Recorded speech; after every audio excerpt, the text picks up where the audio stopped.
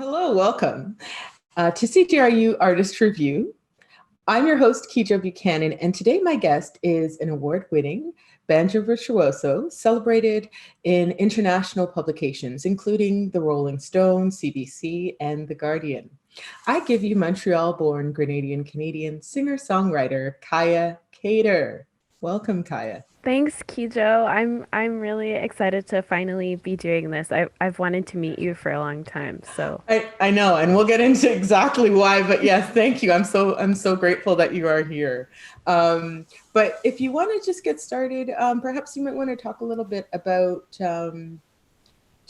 generally about your music and folk legacy, like in your family, and how you got really into what you're doing now. yeah, sure.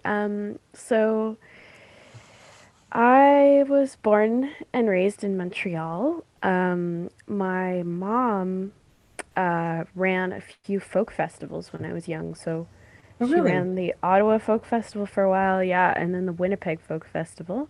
Awesome. So yeah, and she is generally just like she loves music. And so I feel like I grew up in that environment and my grandfather, he is a luthier and so he built guitars for people. He built harpsichords. And so yeah, I just felt like it was a pretty huge part of my childhood. And I thought that like a lot of families were like that, and I realized later with friends that the position that music took in my family was such a large one, and it's Hmm. not necessarily that way for other people. And I Yes. made a friend in high school, and she was like, "Yeah, I don't really listen to music." And I was like, "How is that possible?" Yeah, it just like blew my mind. There are other realities without me. How do they go on with How? their day? I I know. don't get I it. know. Yes. Um, and so yeah, so a lot of, playing banjo and guitar, like it just felt kind of like a natural extension of the way Hmm. that I grew up. Yes, because it's all strings and folk fest. So it was just, yeah, a natural evolution for you. Yeah. And for your Grenades album, if you don't mind diving into that a little bit, now since its release, I know you had the Juno nomination in 2019 for Grenades, but have you found that there were any particular um, I know it has the theme of migration and belonging, but have you reflected any a bit more Hmm. on that album and how you feel about it? And Yeah, it's funny because it's been 2 years now since it came out. And I tend to think that you sort of you write the music, you write the album, and then looking back on it, you sort of see these themes that maybe subconsciously you were like trying to bring to life and tell yourself. Um, and I think at that point, I don't know if I would have admitted it at the time, but I think I was feeling really, really lost. mm-hmm. Um, just like in my life, just like in my identity as who I was as a Canadian, being biracial. I think I felt a lot of the time like I was like obviously very privileged, but I think also struggling to figure out like what and who I belong to, I guess. Mm-hmm. Um, Where's my and community? Where's exactly, my heritage and identity? exactly. Mm-hmm. And so yeah, so going to Grenada where like most of my black family is, it felt like Mm-hmm. this search for a place. And I think subconsciously I was like, I'm gonna find it. I'm gonna go and I'm gonna find it, which I later learned that like a lot of like second generation immigrants feel, like the You're children of talking to one, so I understand what you mean. Growing up, yeah, but we'll get into that. But please go ahead. Yes. um and so yeah, so a lot of it was written from that perspective, and being on the other side of it now, going to visit my cousins. I was just saying last night, like I am so Canadian, like Like there, like it's just like it's in me, whether I like it or not. And the good and the Yes. bad parts, I Mm-hmm. think some of the shadier parts, like the colonialism Mm-hmm. um and like that's just like the environment that I was educated in. Um Exactly. and so for better for worse, I think now instead of trying to look elsewhere, I've been thinking a lot about how I can contribute here, in Toronto or in the city that I'm in, or whether it be here or in Montreal or whatever I am, whatever place I'm in. It's like how can I make this a better place to live, Yes. and stop looking elsewhere. And I think in that stance, I think also looking inward a little bit Mm-hmm. and saying like, who am I, even if I don't feel like I fit into any particular culture, can I accept that and like see it as a different lens through which to live my life rather than like a constant deficiency. Yeah. So instead of trying to fit something, but just presenting yourself as you really are. Yes. I Yeah. totally understand what you mean. Yeah. That's what and I really like this. I really liked your album because I don't know if you listen to Audre Lorde at all. Yes. Okay. Yeah. And not, yes, she is Grenadian as well, a Grenadian American. Yeah.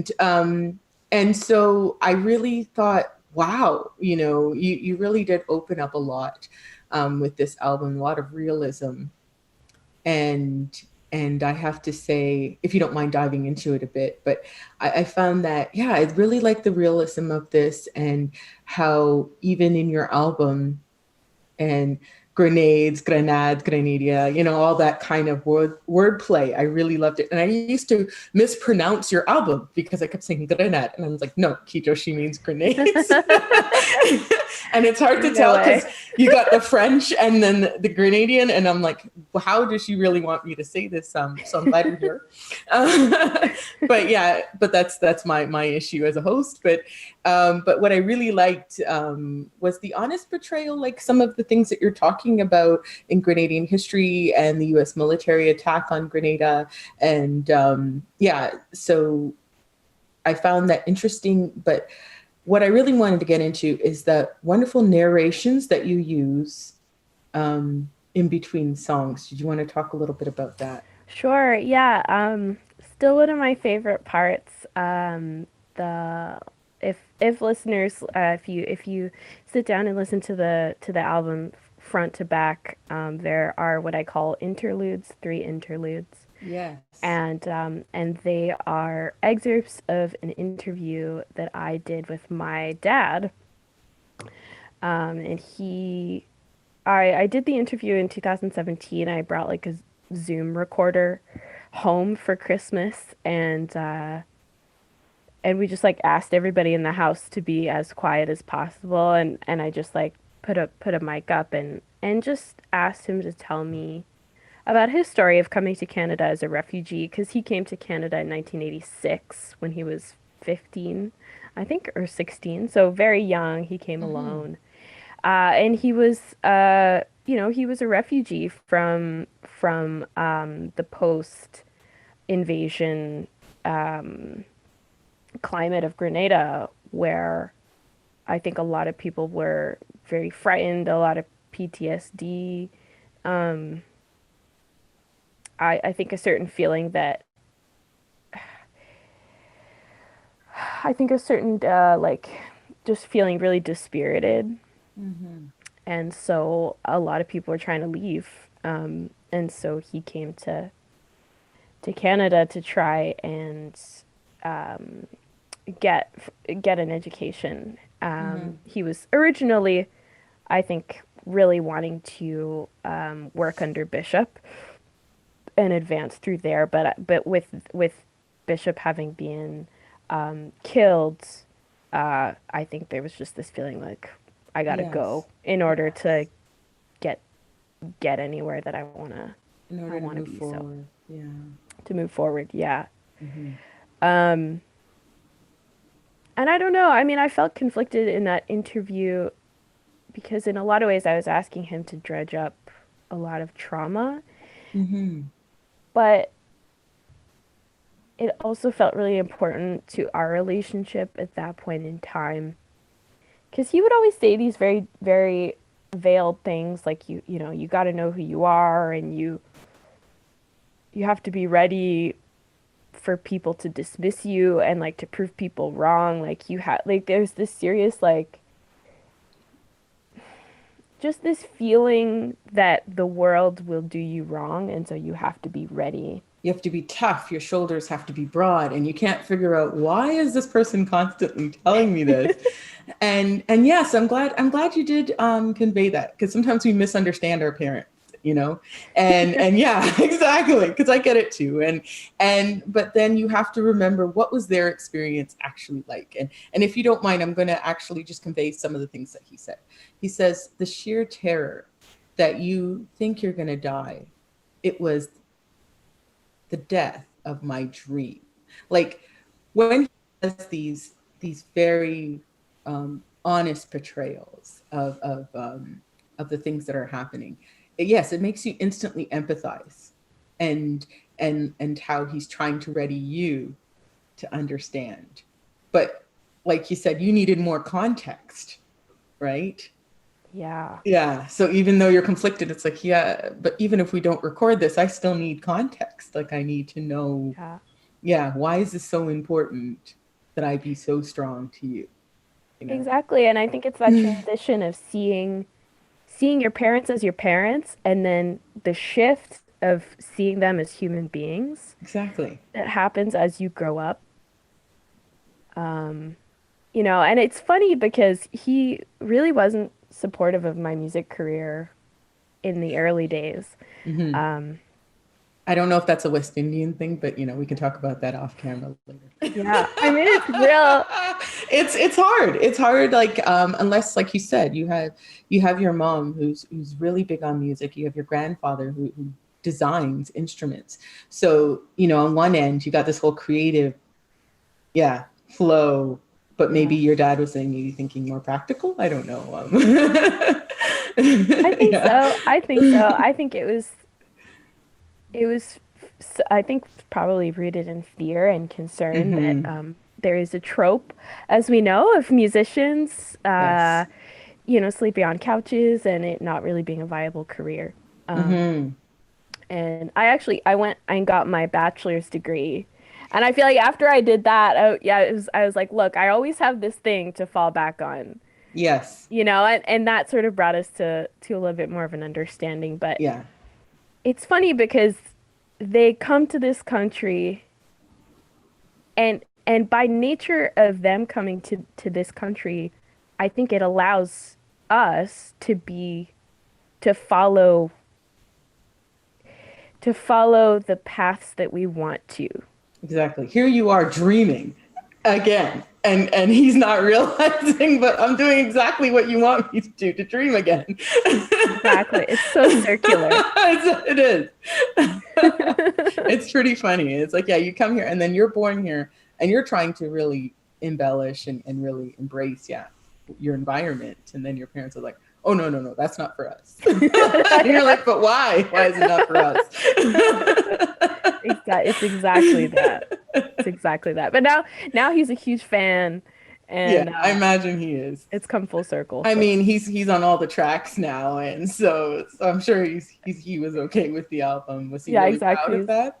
He's waiting for his royalties. Exactly. He's waiting for his royalties to kick in, for the movie to come out, you know, and then exactly. Everything's fine now. Yeah. Well, Yeah. thank you, Kaya's dad and mom. Shout out um, to them. yeah, shout out to them, you know, because one way or another, they've been obviously a tremendous influence and push for you. I mean, he pushed you so hard that I'm going to get a degree in this, so you know that I'm serious about doing this. So that's a Exactly. good thing. It's a good thing. Um, but yes, so how we met. So I was introduced to your music about a year ago, through our program director, Sean Workentine. And yeah, so I haven't stopped scanning all of your tracks since. I'm really enjoying your albums. but I selected Rose on the Mountain. And like you said, everything comes full circle. At the moment, I wasn't really thinking about all of the things, but I knew right away. So thank you, Sean, by the way. But I knew right away, yes, this is the Canadian artist I need, because I needed a, just that 15-second kind of sample to give me a theme song for Jali Journey.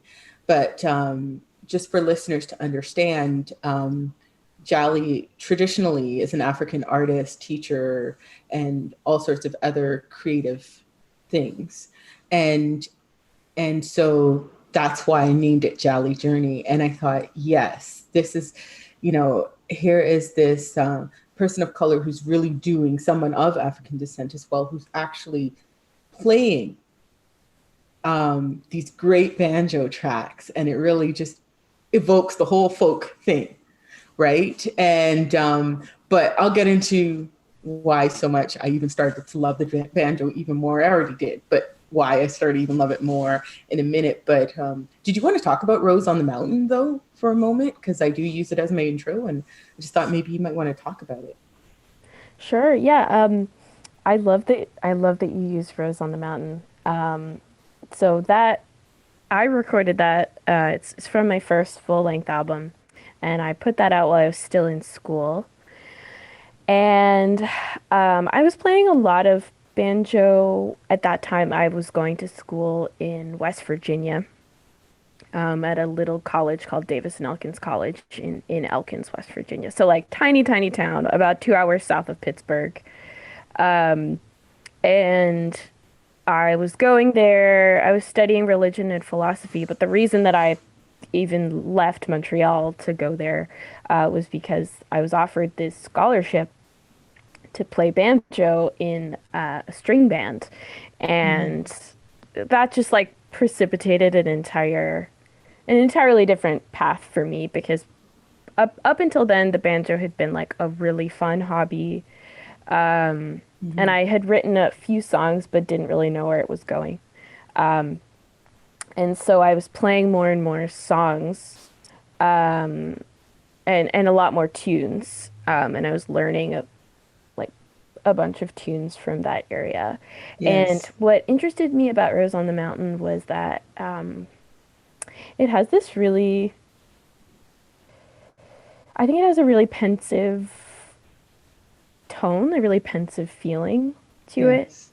And it's played in this modal tuning, and modal in old time music and folk music to me really just means like neither major nor minor. So it's sort of, Yeah, it you're warbling between these two. Ah, lovely. Exactly. Lovely. Yeah, and I haven't gone back and listened to that recording in a while, but I think there's some like fiddle underneath it, or there's some drones underneath it too. Yes, there is. Yeah, sorry. Yeah, I kind of play it all the time. Amazing. Yeah. So it kind of took on its own life, and I played it before as this like fiddle and banjo tune, but my producer Chris Bartosh, who's a Toronto guy, he was just like, yeah, I just really hear this as this like really pensive banjo melody with drones underneath it. So that's the story of Rose on the Mountain. Excellent. Yeah, because it's just the perfect thing. I don't know, right away when I heard it, I was like, yes, this is it, man. So yeah, thanks again, Sean. Of course, thank you, Kaïa, for letting me take liberties on my show with it. But yes, I just, thank you so much for really enjoying it and understanding why I love it so much. Thank you for using it. Yeah, no worries. No worries. It's exactly what I needed. Like, to be honest, I'm a big Rhiannon Giddens fan as well, right? And that was from years ago when I saw her perform here in Toronto. And because I'm not often, when do I see a Black woman playing, the banjo and you know what I mean? Like, Yeah. and yeah, and performing at such a grand scale. And, and she's, she's gone a long way now, but, um, that's one of the things, but I'm like, geez, I really need somebody who's just kind of really, like you said, you came here and now you're blossoming in your own craft right here and doing, just by doing what you do, it makes all the difference because you're visualizing something as well. You're sharing. That's just me as the receiver, my perspective.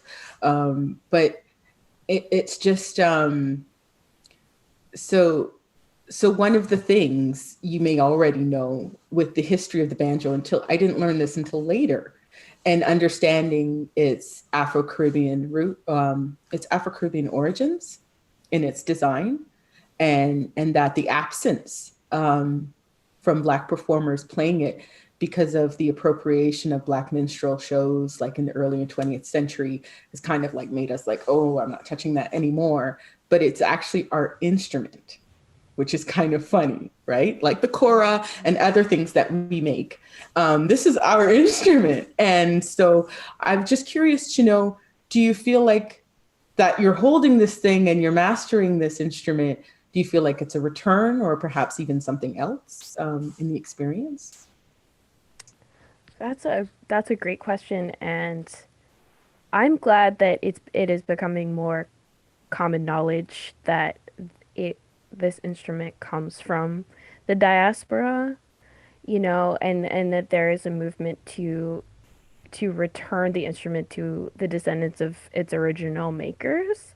Mm-hmm. When I started playing, I had no idea. I had no clue. No, like nothing. Yeah. Um, I started playing because again, I was in a folk music environment, but it was with the white side of my family, so it was like a primarily a white folk music environment, and so Appellation and that kind of, yeah, yeah, yeah, like there's direct. a big culture of whiteness around folk music, around old time music. Yes.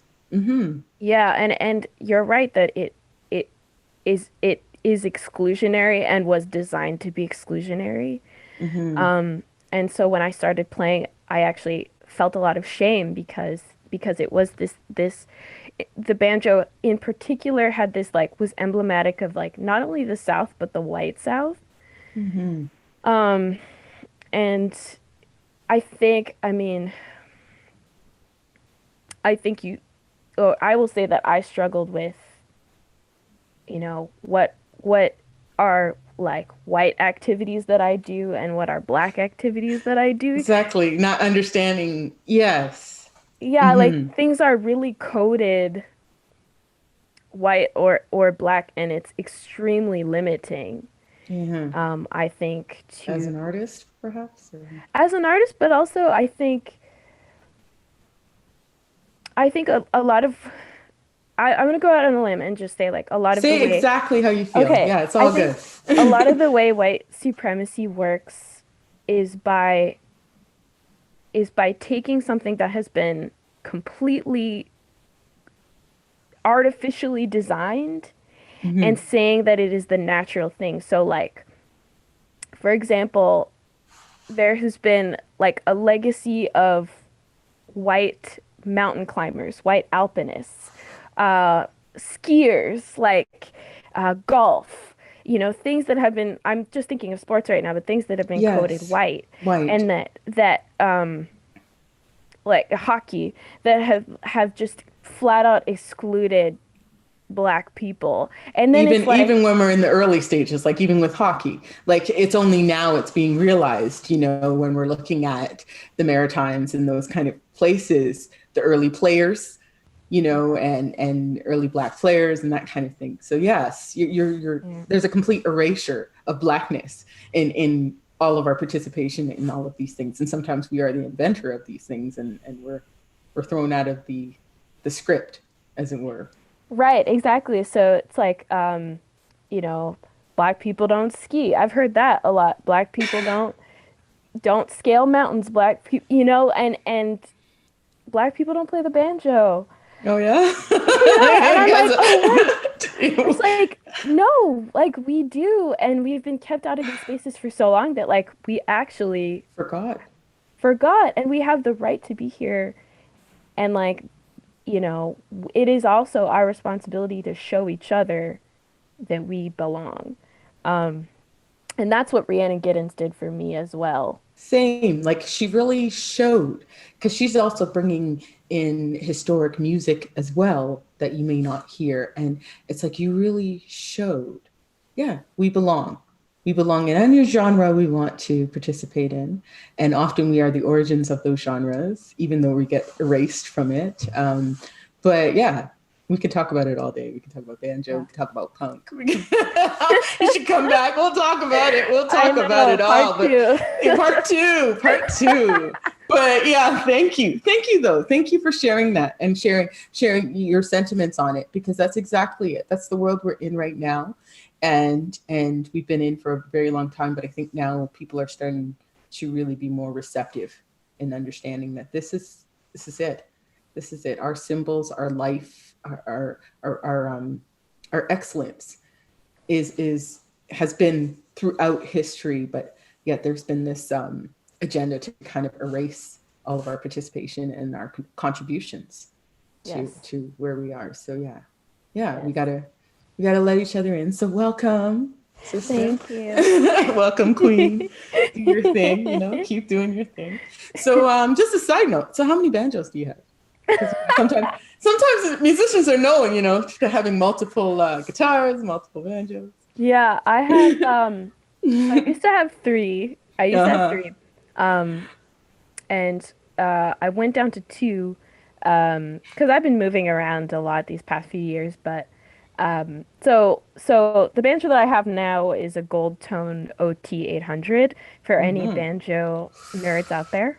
Slick, right? And Next it's time you'll bring it on camera and then show that's it. everybody. Yeah, it'll do Yeah. cameo. But it's the reason I really like that banjo is because it has a really nice like baritone sound. Mm-hmm. Um, to sort of I wanted something that mimicked my voice. The OT 800 is modeled after the Vega tubaphone banjo, which has a fatter pot, what they call the pot, which if anyone can like picture a banjo, there's like the drum head. The round thing. Exactly, it's the round thing. Um, Yeah. yeah, so I have that one that I bought right after I left college, and then I have another one, which is one of my favorites. It's a gourd banjo, and it Mm. was made by this luthier. Her name is Dina Jennings, Mm. and she's such a badass. She's a doctor and a luthier. Here, just on the side, Yeah, just like not a big deal, just like like. yeah, not a big deal. I And love it. yeah, she's just incredible, and she's actually like the only black woman luthier that I know who makes banjos. And her Um, name's Ann Jennings? her name is Dina Jennings, like Dina D-E-N-E, Jennings. Thank you. D-E-N-A, yeah. Okay. Um, and I think she's based out of Virginia right now, but Oh. she's just like so incredible, and such a lovely person. And we actually, she sent it to me saying, I think that it's right that you have this. I didn't Oh. I was pretty broke in my early 20s, and she like found me and sent me this incredible instrument That and is just said like beautiful. you should play this. Oh. Um and so I try and like shout her out every chance I get. Her instruments are beautiful. And I'll send a picture if Yes, please, please. yeah. Not that you're not beautiful and wonderful, but yes, we want to see the banjo as well. You All about the understand. banjos. Yeah, it's all about the banjo in this session, you know how it is. Yeah, yeah. But yeah, I'll be tweeting it out for days. Yeah, and here's Kaia's other banjo. It's like, who's Kaïa Kater and why does she have Yeah, all these why are you banjos? showing All her Rebecca's banjos. banjo? Because this is what Um, matters. But yes, thank you. Yeah, thank you. Does it have a special name? does the banjo have a special name? Yeah. Oh, I've never named my banjos. You I keep should them think about independent. Yeah, I guess, it. They'll tell you one day. Yeah, exactly. They'll like whisper it to me. Like, by the way. By the way, I do have a name. So, what have you been doing now, in terms of like keeping your time and any? I know you're teaching as well, are you? Or how's that working out? Yeah, I've done a few like group classes, which actually have been a ton of fun. I did a songwriting class and a banjo class, and I think I'll be offering them again in the spring. Um, I'm keeping my head up. I'm working on a new single Oh, that excellent. will be coming out, When's that ready? hopefully also in the spring or summer. Okay. Um, So you know I'm yeah. gonna be hitting you up on the spring, right? And I'm gonna be like sliding into your DM. So, this Hey. album you're talking about, Kito, it's a single and it's not ready. Yeah, no, exactly. You'll be like, okay, when's it coming out? When's Like it you coming out? said, You said. So January is this going to 16th. be a collaboration? Anything you want to tell us about it? Is it or is it What I will say solo? is that it will be a different sound All than you've right. heard before. I like it. I'm already Yeah. excited. Um, I'm really excited. I I had a little bit of a writing slump when coronavirus happened. I felt pretty Yes. uncreative. Hmm. But that's slowly starting to come back in, and so that'll be Hmm. exciting to just share that. Yeah. And I've been working on films recently, Excellent. writing a lot of music for films, so and I'll All promote them right. whenever they come Yes, out. let's hear those scores. I can't Yeah, wait. yeah. That's gonna be That's been awesome. really fun. Yeah. Yeah, so sort of, cobbling things together. One of the realities that I'm sure a lot of artists you've been talking to have been sharing with listeners is that you know when coronavirus hit, all of my shows were canceled, Hmm. and I think it was really difficult because it all happened. I mean, it all happened so quickly. So quickly. It wasn't like it was like one quick little warning and you have some adjustment time.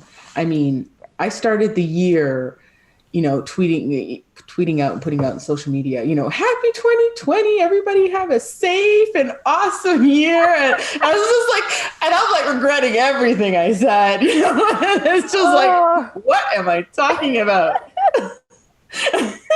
I know. We were not ready for 2020. I We was were so not like, ready. I had a very different agenda. I was like, yeah, no. Guess what? No. No, no, not gonna happen. Yeah. So I understand what you mean. It was very hard hitting and hard hitting for people like yourself, like artists who were just, yeah, that was your whole year planned. And Yeah. yeah. Yeah, but in And a way, I think I won't say that I'm never gonna say that there is a silver lining to a pandemic that has caused so many deaths. But mm-hmm. but the time that I got, I had to think on my feet and I think really rethink what are the ways in which I can still be creative and not be touring.